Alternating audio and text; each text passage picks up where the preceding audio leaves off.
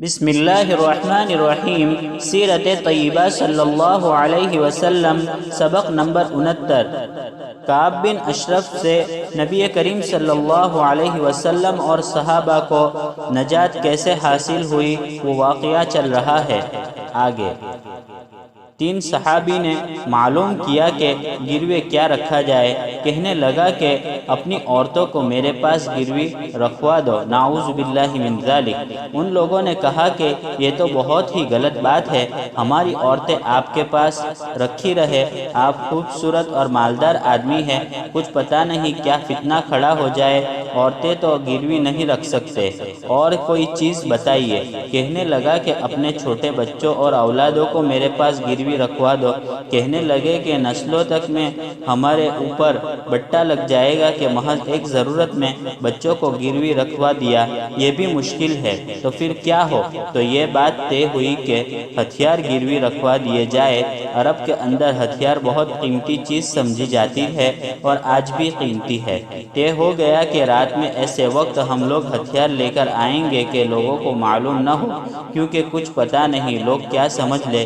اس طرح سے یہ وعدہ پکا ہو گیا کہ رات میں ہتھیار گروی رکھنے کے لیے لائیں گے، آپ ہمیں قرضہ دے دیجئے۔ چنانچہ وعدہ کے مطابق ہتھیار لے کر یہ لوگ اس کے پاس گئے۔ یہ اپنی بیوی کے ساتھ اوپر بالا خانے میں لیٹا ہوا تھا۔ آواز دی، معلوم کیا کون؟ کہا کہ محمد بن مسلمہ۔ بیوی نے اس سے کہا کہ اس آواز میں خون کی بو آ رہی ہے۔ کعب نے کہا کہ شریف آدمی کو جب بلایا جائے تو اسے جانا چاہیے، یہ بزدلی کی بات ہوگی کہ میں نہ جاؤں، اور یہ تو محمد بن مسلمہ ہے، صبح میرے پاس آیا تھا، وہی معاملہ ہے، کوئی بات نہیں، میں مل کر آتا ہوں۔ چنانچہ وہ اتر کر نیچے آیا۔ ان تینوں کا پلان یہ تھا کہ ہم اس سے بات چیت کریں گے، اور اس نے سر میں تیل اور خوشبو لگا رکھی ہوگی، ہم اس کی خوشبو سونگھیں گے اور اس کی تعریف کریں گے تاکہ یہ پھول کر مست ہو جائے۔ ایک مرتبہ تو اس کا سر سونگھ کر چھوڑ دیا جائے گا، اور اگلی مرتبہ جب یہ سر جھکائے تو اس کا کام تمام کر دو۔ چنانچہ اسی انداز پر گفتگو شروع ہوئی اور کہنے لگے کہ آپ کے سر سے خوشبو بہت اچھی آ رہی ہے، ایسی خوشبو تو سونگھنے کو بھی نہیں ملتی۔ تو اس نے سر نیچے کر دیا کہ سونگھو، اور کہا کہ میرے پاس ایسی بیوی ہے جو سب سے زیادہ معطر رہتی ہے۔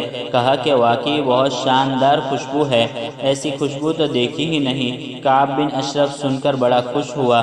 دوبارہ پھر بات شروع ہوئی، اور محمد بن مسلمہ نے پھر کہا کہ تھوڑی سی اور سونگھائی جائے۔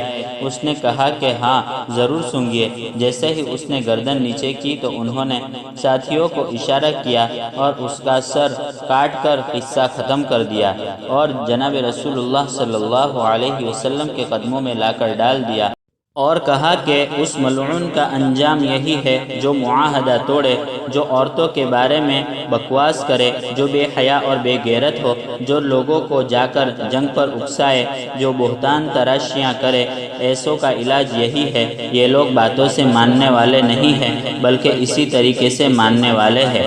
نبی اکرم صلی اللہ علیہ وسلم نے اپنے عمل سے قیامت تک آنے والے لوگوں کو ایک نمونہ بتایا کہ ایسے شریر لوگوں کا انجام یہی ہونا چاہیے۔ صبح کو بڑا شور ہوا، لیکن اس واقعے کی تاک ایسی بیٹھ گئی کہ اس کے بعد کسی کو برملا ایسی بکواس کرنے کی ہمت نہیں ہوئی۔ ایک آدمی ابو رافع بھی اسی طرح حرکتیں کرتا تھا۔ نبی اکرم صلی اللہ علیہ وسلم نے اس کے ساتھ بھی اسی طرح کا معاملہ کیا۔ آزادی کا مطلب یہ نہیں کہ آدمی جس کے بارے میں جو چاہے کہہ دے، بلکہ زبان پر قابو رکھنے کی ضرورت ہے۔ نبی اکرم صلی اللہ علیہ وسلم نے اس کی تعلیم دی۔ وآخر دعوانا ان الحمد للہ رب العالمین۔